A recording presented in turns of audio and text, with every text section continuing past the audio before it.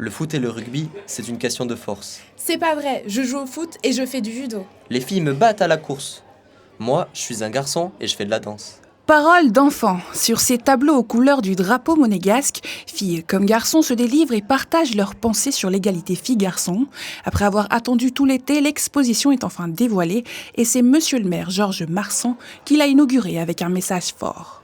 Les années passent, même si les choses changent peu à peu, au moins dans notre société, nous devons rester attentifs et vigilants pour que chaque petite fille puisse avoir la chance d'espérer accomplir pleinement ses rêves et ses ambitions.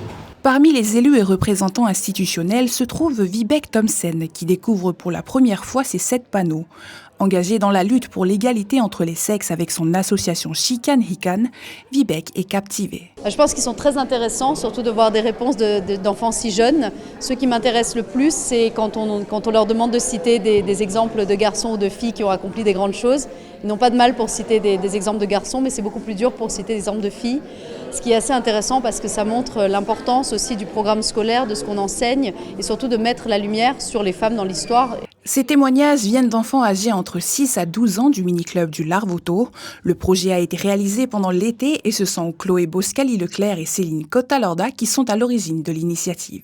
On a posé 5 questions où ils ont pu débattre entre eux.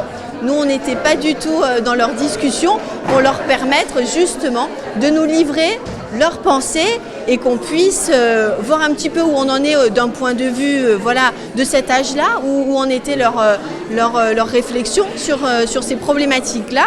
Parce qu'en mairie, le conseil communal est convaincu que c'est important d'écouter les jeunes et pour pouvoir ensuite éventuellement proposer d'autres éléments qui permettraient de venir soutenir cette action en faveur des droits des filles.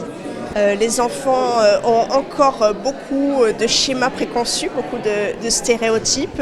On voit sur les panneaux qu'il y a les garçons parlent beaucoup de foot, ou certains pensent que les mamans doivent rester à la maison pour faire la cuisine. Donc on voit qu'il y a encore du travail, mais il y a aussi une lueur d'espoir parce qu'il y a à l'inverse des petites filles qui vont revendiquer pouvoir faire du foot ou qui vont s'élever contre certains schémas. Et c'est vraiment quelque chose de très enrichissant aussi pour nous donner un peu des perspectives sur encore le chemin qui reste à parcourir.